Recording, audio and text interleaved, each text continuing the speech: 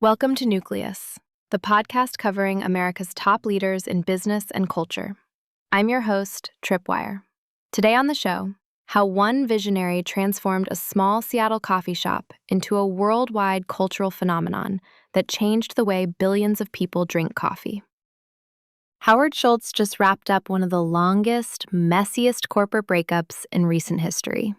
After nearly 40 years of building, leaving, returning, leaving again, and then returning again to Starbucks, he finally walked away for good in September 2023. No board seat, no advisory role, just gone. And honestly, the timing's fascinating because right now, Starbucks is dealing with the exact tension Schultz never figured out how to resolve.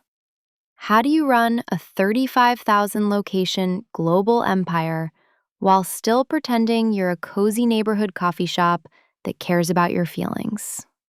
Spoiler alert, you probably can't. But watching Schultz try for 4 decades taught us more about scaling a values-driven business than a dozen Harvard case studies ever could. Here's the thing about Schultz that makes him worth studying in February 2026. He didn't actually found Starbucks. He took someone else's small Seattle coffee bean shop and turned it into a cultural phenomenon by asking a question most business leaders ignore. What if we sold human connection instead of just caffeine? That question made him a billionaire. It also created contradictions he never fully resolved, especially around unions, which we'll get to. But first, let's talk about how a kid from Brooklyn Public Housing convinced the world to pay $5 for something they used to make at home for pennies. Schultz grew up in the Canarsie projects. His dad drove trucks, delivered diapers, bounced between blue-collar jobs without health insurance or stability. The defining childhood memory Schultz returns to constantly. Watching his father laid up with a broken ankle, no workers' comp, no income, the family basically struggling. That image burned into him. The powerlessness, the way the system just chewed up working people and spit them out.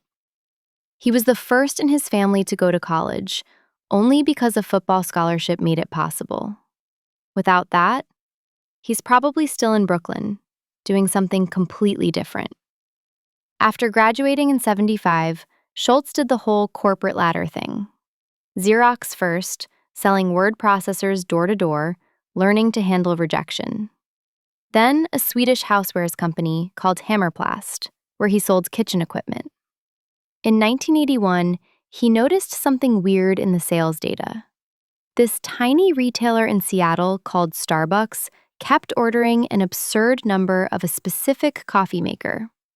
So he flew out to check it out, walked into the Pike Place Market store, and had what he describes as an almost spiritual experience. The aroma, the theater of it, the way the owners talked about coffee like it was fine wine.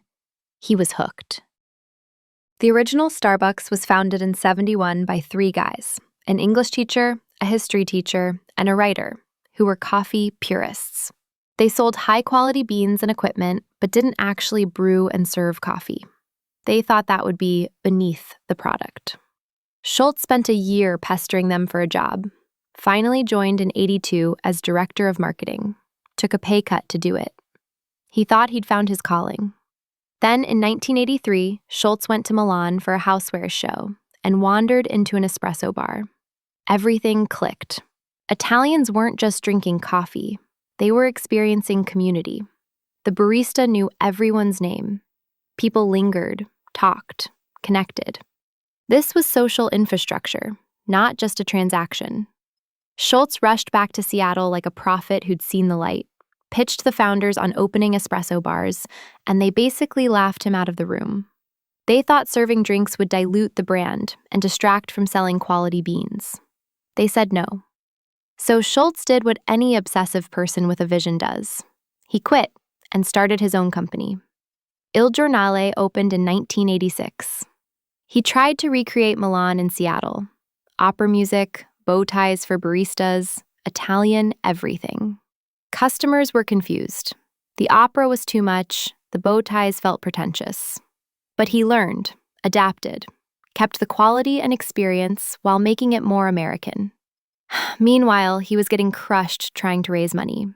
217 investors out of 242 told him no. Americans won't pay premium prices for coffee.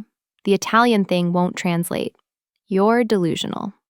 Then in '87, the original Starbucks founders decided to sell the retail side and focus on their Peet's Coffee acquisition. Schultz scrambled to raise $3.8 million, bought Starbucks' 6 stores and roasting plant, merged it with his Il Giornale concept, and renamed everything Starbucks. He was 34, running 11 stores total, drowning in debt, and absolutely certain he was building something massive. Building a new product? Temez Labs takes you from napkin sketch to the App Store. Trusted by Fortune 500s for quality, security, and speed. Book your free strategy session at temez.ai. Here's where it gets interesting from a leadership perspective. In 1988, barely a year after the acquisition, Schultz made a decision that his board thought was financial suicide. He gave comprehensive health insurance to everyone working 20-plus hours per week, including part-timers. Nobody in retail or food service did this. The costs would destroy margins. Investors freaked out. Schultz held firm, arguing it was morally right and would reduce turnover. He was correct on both counts. Retail turnover is brutally expensive. Recruiting, training, lost productivity, degraded customer experience. The benefits decision became Starbucks' competitive advantage, reducing turnover and building a brand that attracted values-aligned customers willing to pay premium prices. Then in '91, before even going public, Schultz created Beanstalk, stock options for all employees, including part-timers. This was unprecedented. The idea was everyone should share in the company's success. Baristas became owners. When Starbucks went public in '92 at $17 a share with 165 stores, that bet paid off massively. By 2000, there were 3,500 stores. The growth was explosive. But here's where the Schultz story gets complicated, and honestly, more useful for understanding leadership challenges. In 2000, Schultz stepped down as CEO, thinking he'd built something that could run without him. Bad call. Over the next 8 years, Starbucks kept expanding but lost discipline. Stores became cookie-cutter. Automated espresso machines eliminated the theater. The third place vision, that idea of being a community gathering spot between home and work, got buried under drive-thrus and mobile orders. By 2007, same-store sales were declining. The stock was tanking, and Schultz wrote a famous leaked memo absolutely criticizing what the company had become. He talked about the commoditization of the Starbucks experience and how growth had compromised everything that made it special.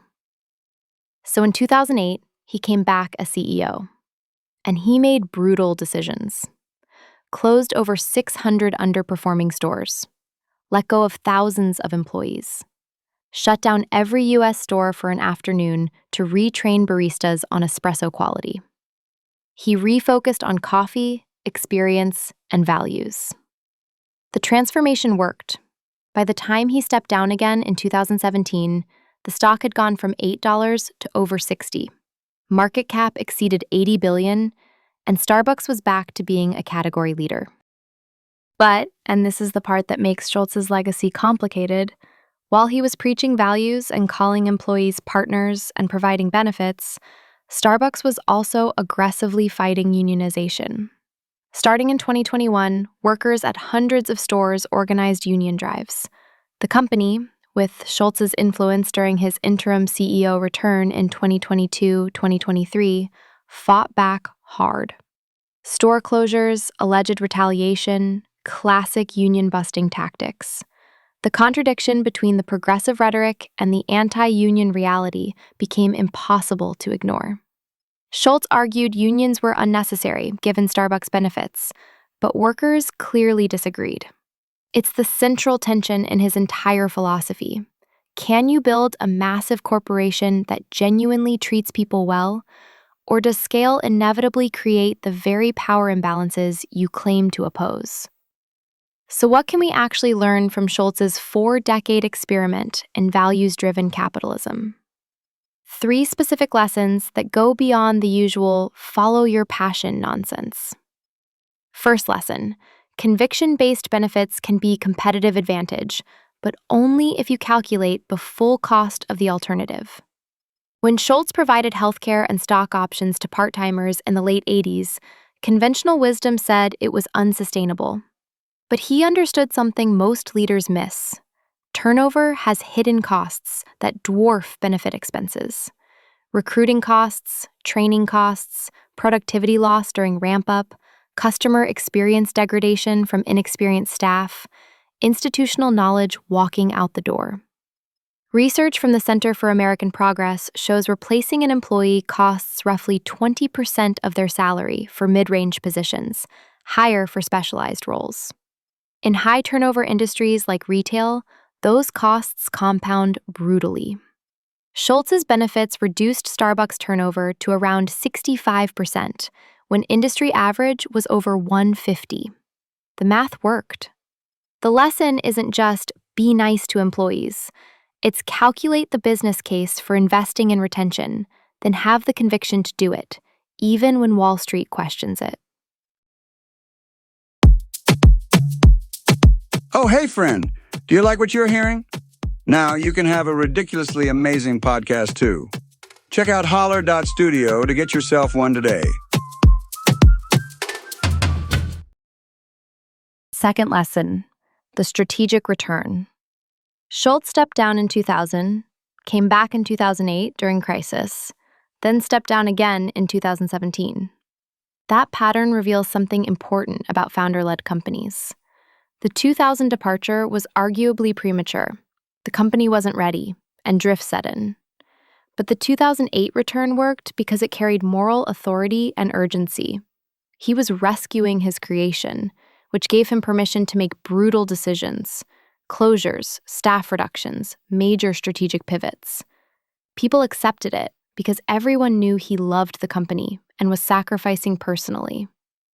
The lesson? Founders should plan graceful transitions before being forced out, creating space for evolution. But if the company genuinely loses its way and the founder's vision is needed, returning with a clear transformation mandate can work.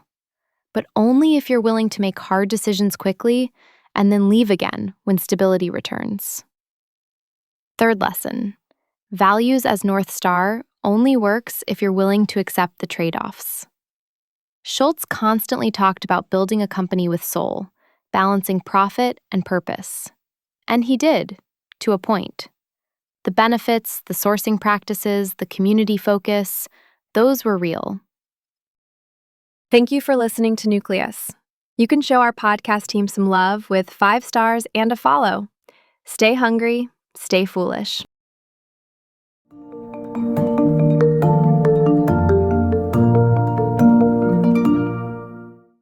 Grep News. Thomas.